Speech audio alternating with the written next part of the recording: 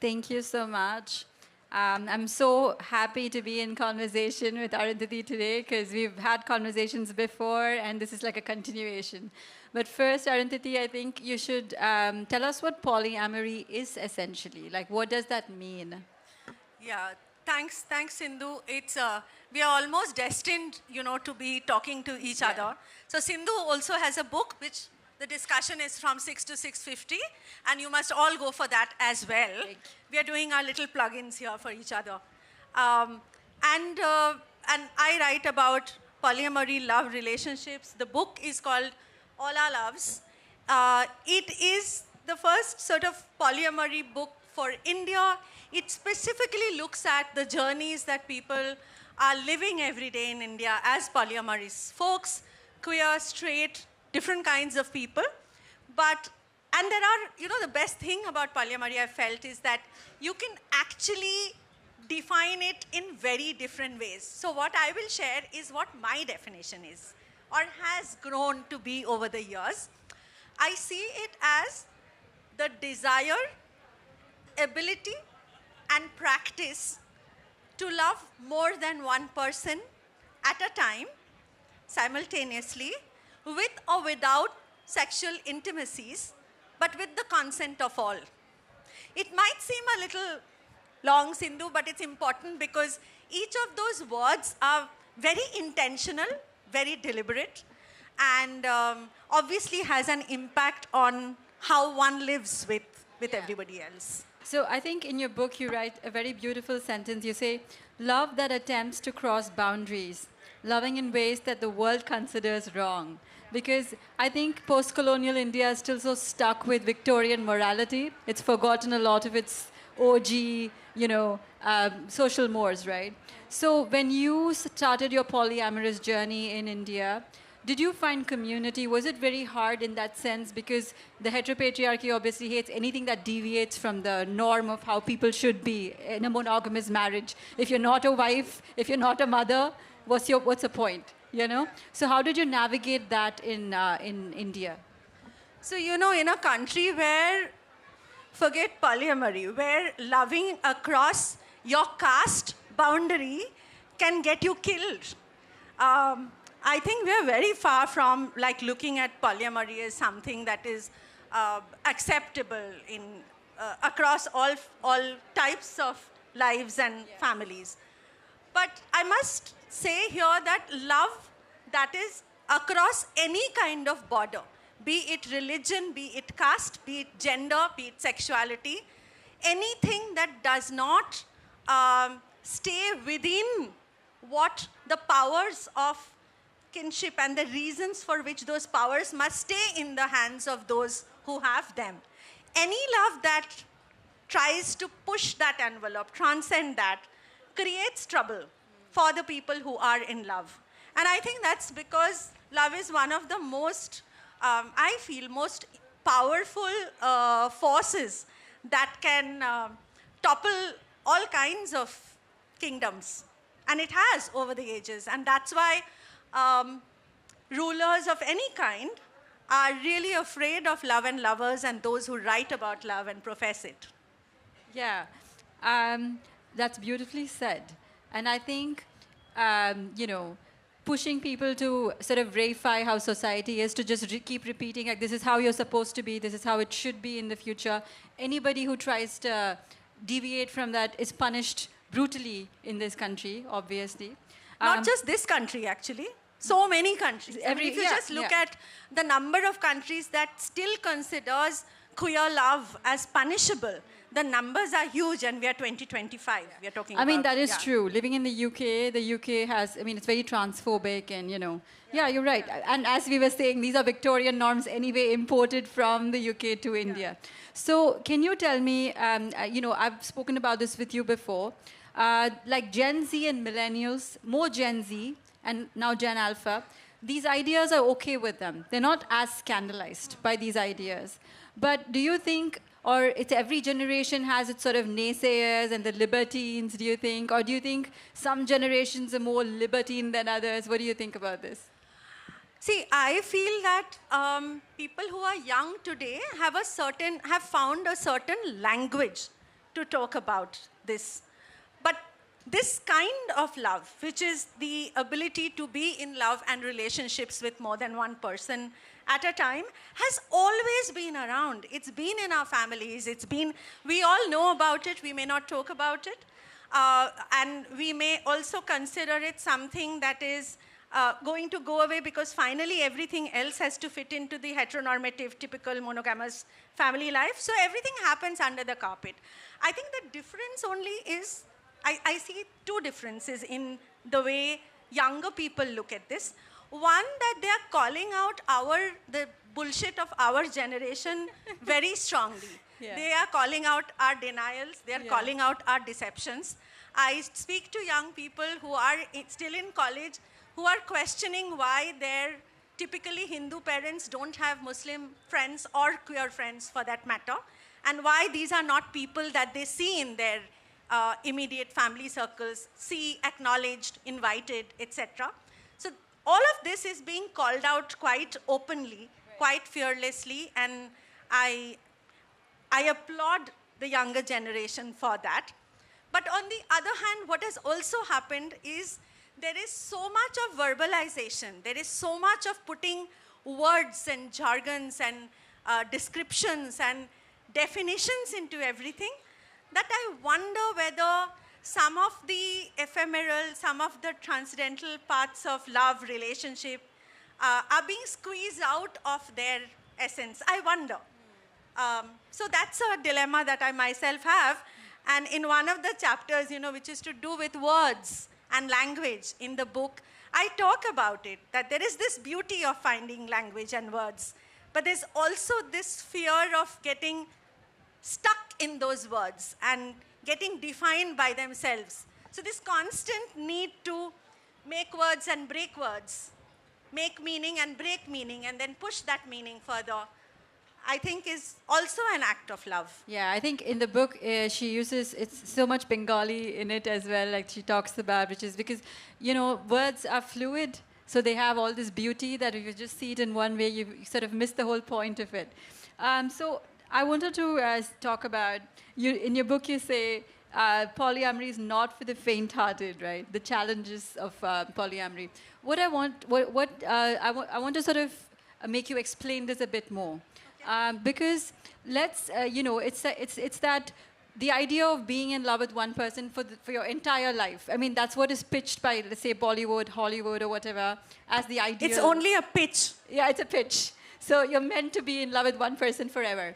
I mean, maybe you will, but maybe you will also love somebody else, or maybe you'll meet somebody, later. So, as you said earlier in India, these were possibilities. In pre-colonial India, these were possibilities that you could have multiple relationships and all of that. But now it's such taboo, right? That you cannot, it becomes an affair, it becomes all of that. So can you talk a little bit about the taboo and then talk about how the challenges of polyamory are obviously to even do it, and then why it's not for the faint-hearted? Okay. So not just polyamory, I feel love itself is not for the faint-hearted. I Absolutely. found all kinds of love truly hard. Because what's happening there? You're standing in front of someone and saying, hey, take my heart, and with it, I give you the power to break me. I hope you won't, but you could, if you tried. So you're giving that power away to someone else in full consciousness. That's why probably love is also called insanity in some beautiful poetry.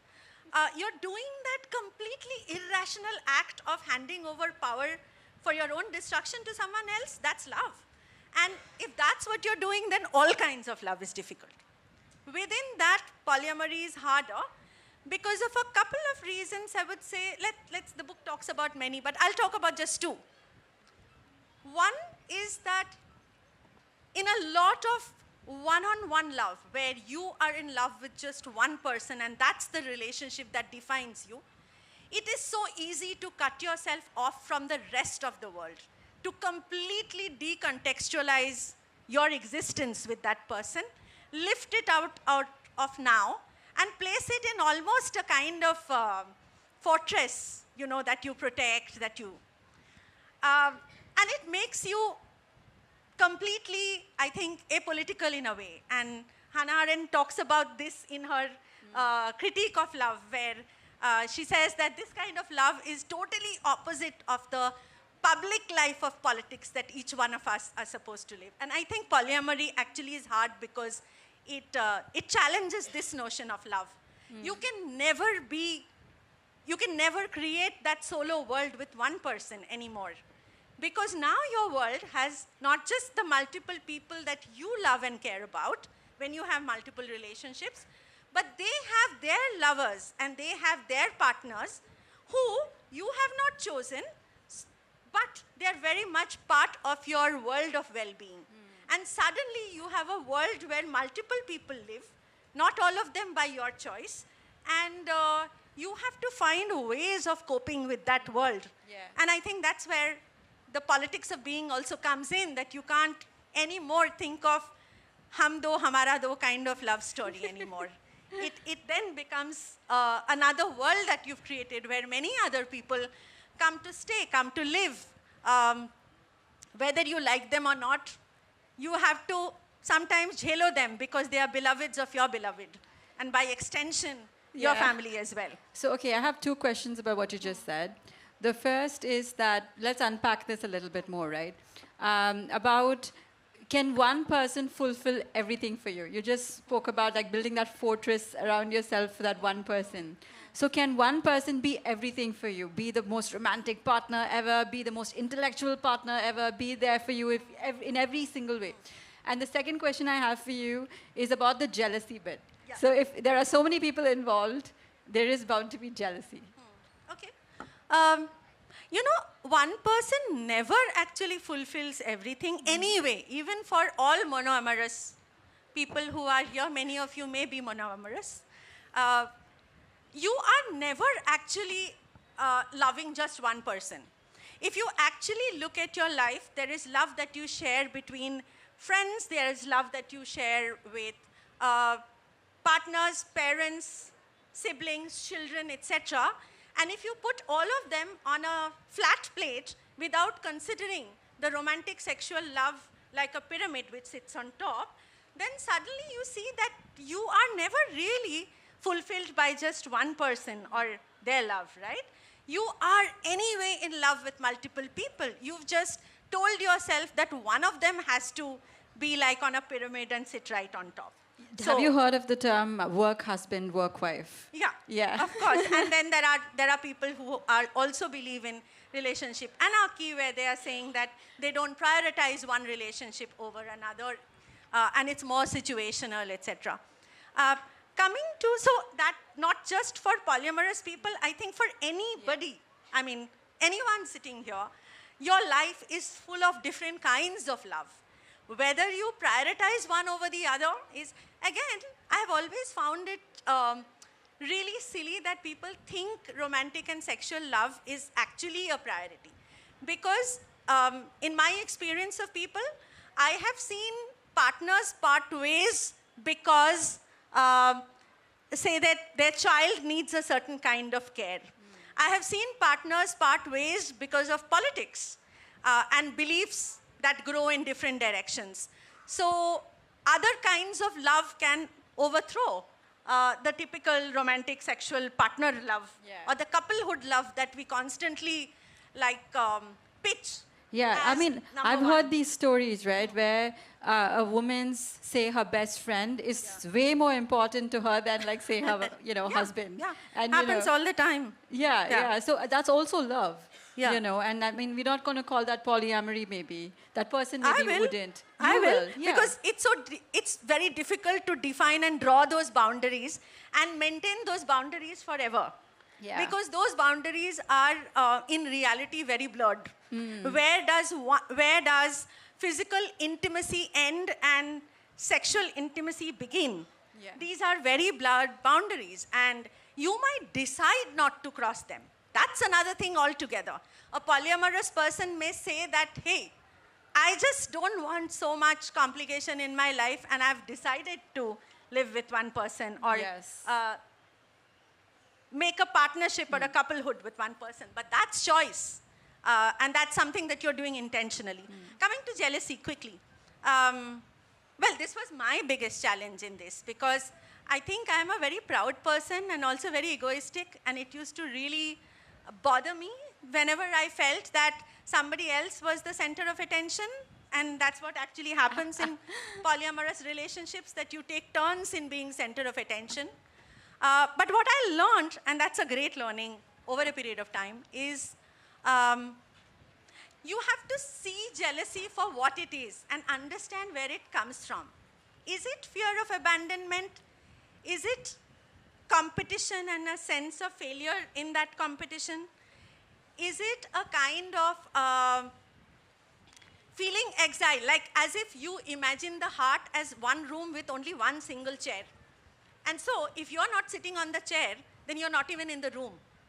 But if you imagine this heart as a place besides some chairs, some mudas, some floor space to sit on, some futons, and more than one person can actually chill there, then it becomes easier. So one, to recognize where the jealousy is coming from, and the source of it is not your partner, not your partner's other beloved, but something that is in you, recognizing it, being responsible for it, seeking help from your partner or others when, if they can, and actually working over it. And you know, most polyamorous people will tell you that what we seek, and this is a word I learned in the practice, compulsion, which is the other side of, it is the other extreme of being jealous. So like where you actually feel happy that your partner is enjoying or finding joy with someone else. And I've always thought that if love is about, also about making the other person happy, and if the other person finds happiness watching the sea on a beach or having dinner with someone else, why should that not make me happy? If I have understood where jealousy comes from. And it works over a period of time. It takes time. It takes work like anything else. And it doesn't help that everything around you, all kinds of popular books, films, all stories, keep hammering the fact that you actually should feel jealous. That it's so common, it's so natural. I was once told because I didn't feel jealous that I didn't love the person enough. So it becomes not just something that is always there, but almost a measurement of love. And that's very toxic. So yeah, thank you for that. We can take audience questions in like 10 minutes, so you guys can think up some questions to ask Arundhati here. But I think my last question for you before the audience if they have questions. You have you write about boats of hope, right, in your book. You call it boats of hope, how you fall in love again and again. And, I just want you to talk about that because the possibility of falling in love again and again. It's not that one time you fall in love, that's it. Like, you'll never meet Aapka quota hai. Like, that's your quota and it's done. And that's it. So, but also this thing, Sindhu, that we see love as that you can only fall in, if you fall in love today, you have to first end the other journeys in your life. Like, as if something can end and only then something else can begin. It's so difficult to think of that things can happen parallelly. You can continue to love somebody and again fall in love with another person. So it's very possible. Happening. It could happen parallelly too, as you say. Yeah. Are we good to ask questions now? Are we run out of time, or do we have more? Okay. Okay. If anybody has any questions, this is a safe space. So yeah. Hi, Arundhati. Hi, Bindu. I have a question for you. So, on one hand, you say, polyamorous, and you say that, one person cannot fulfill just about every need that a person could have, and you've equated it with children, parents, friends, etc. Very safe space, because we all feel that. I feel that. Does that make me a polyamorous person? Because it's all very safe. Because there is no sexual component that comes into the picture there. That's my first question. I think things get complicated when you bring sex into the situation. Why? Also, I'll tell you why. Because when she asked you the question about jealousy, you said when you imagine your partner having dinner with somebody. But it's another thing when you imagine your partner in bed with somebody. That's another thing. Wait, for common people, you know, you've cruised these waters for some time, but not everybody has. But, you know, I'm just processing this whole thing in my mind, and I have my husband sitting next to me.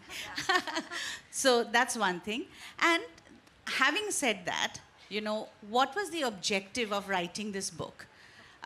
Is it a theory that you're putting out there?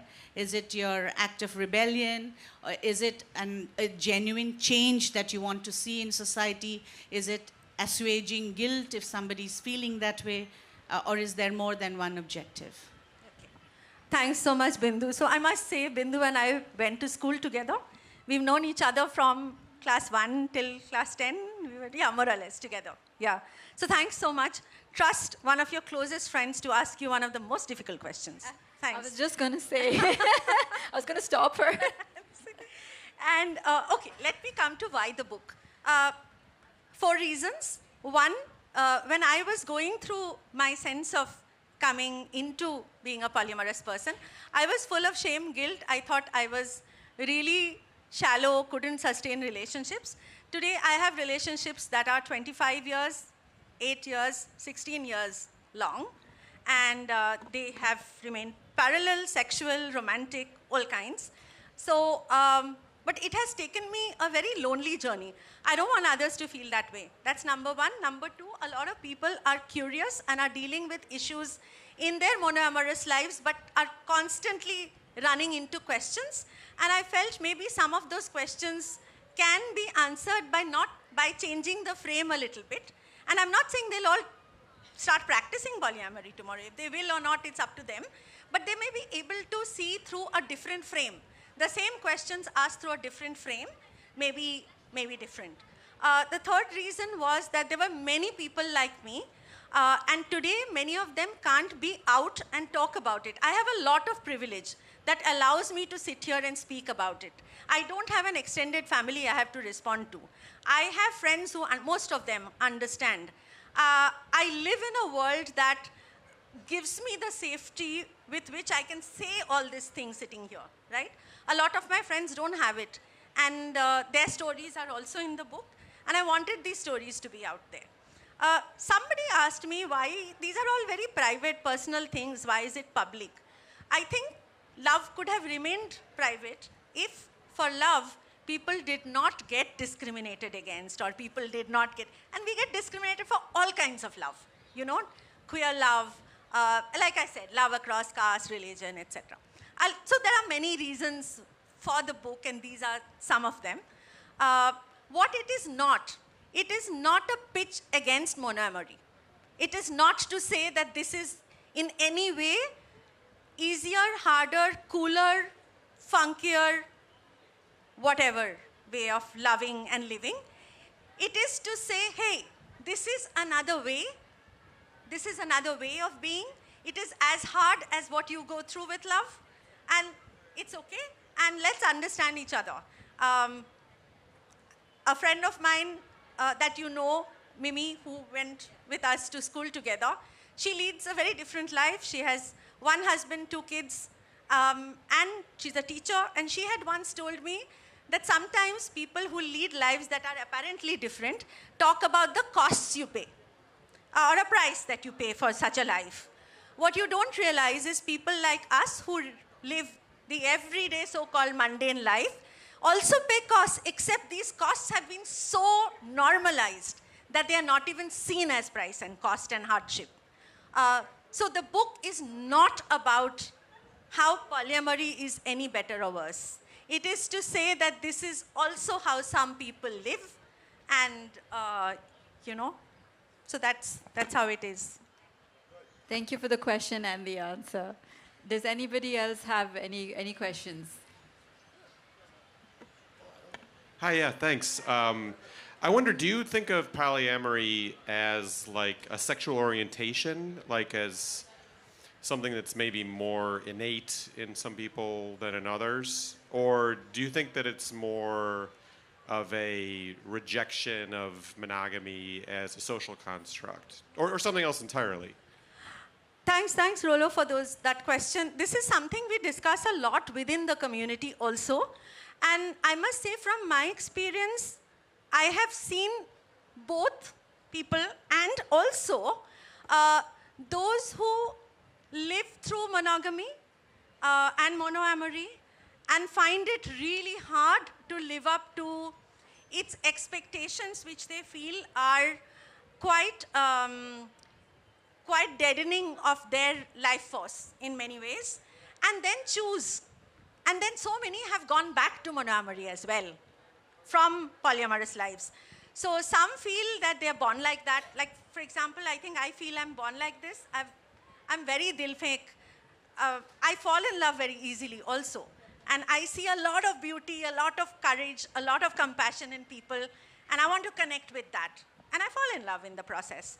But some people are not like that. They develop this as a political way of rebelling against or, chucking away the whole construct of monogamy, monoamory, marriage, all of that.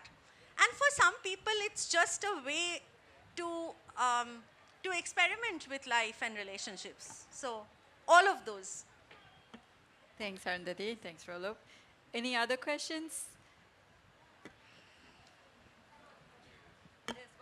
There's one person there as well, and yeah. Hello, Arundhati. Hi. Big fan of yours for quite a long time. So my question is, any relationship is bound to have a power structure of its own. Yeah. So I have two questions, in fact. How often does a polyamorous relationship get into a polygamous relationship? A Polygamous. And which one is more liberating, polyamorous relationship or polygamy, in terms of sharing love? So I want to just interject there, just to explain what these terms mean so people know and the difference. So polyamory is what Arundhati has been talking about.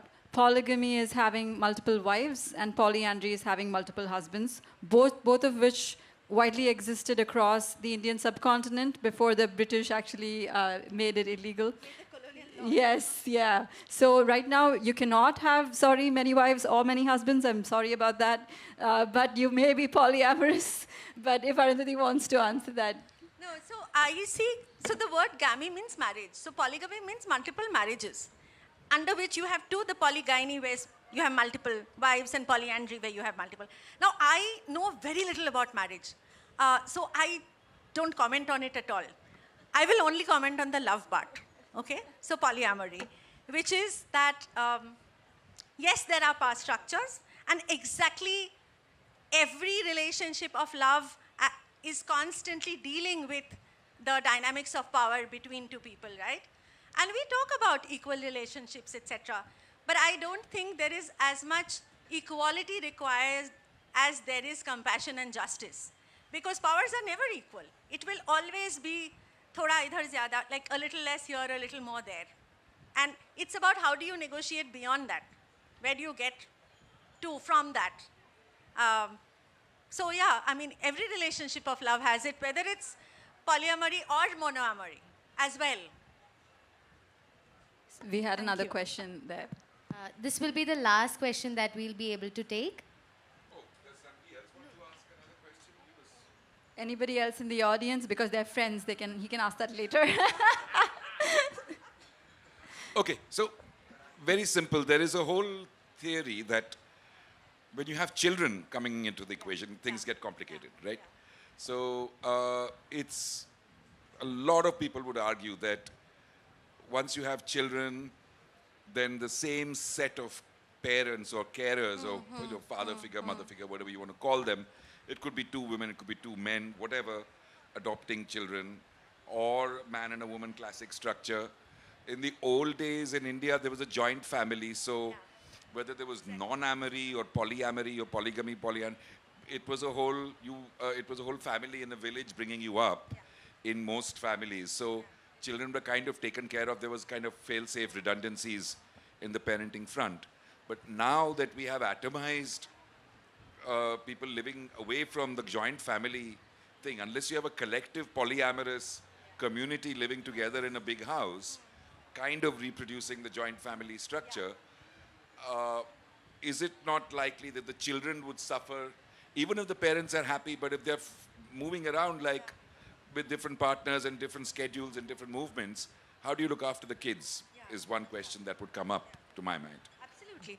Absolutely. You know, very pertinent question, and a question that was, that's been raised in a different way before when divorces were becoming common. And people were saying, oh, then we shouldn't divorce because if we divorce then. And my response is the same that it used to be for the divorce question as well, which is we acclimatize very quickly to things. Children also acclimatize very quickly to things. Like families have moved from being large, like the joint families, and now we have become nuclear. And now single parents, there are more and more single parents, and they're also dealing with visiting parents, co-parenting of different kinds, co-parenting across 2 homes, and kids are dealing with all of that. This is also something that will get dealt with. Not in India, but I have a friend who lives in a sort of a community of queer people with kids in Boston.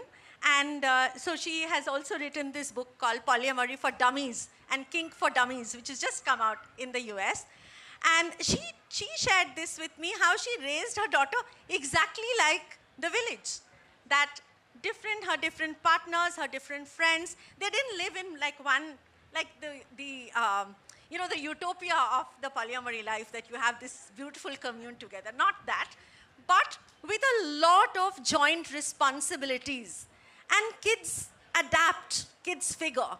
Exactly in the manner kids right now are figuring out how to explain to your friends that you have queer parents, or how to explain to your friends that you have single parents. It's hard, of course, and they will be bullied for the first, and they will remain scarred. But not to mention that our typical, oh so good, heteronormative, monogamous families do not scar kids. Not to say that the difficult relationships that parents have, the deception, the denial, the multiple extramarital affairs that go on, the cheating, the crying, the anger, all of that does not scar children. So, yeah, I would say that honesty, transparency, and if they see real love, that, maybe I'm just being very utopian or like very hopeful, but that is better than all the other deception that goes on. Thank you so much, Arundhati, and thank you guys for all your questions.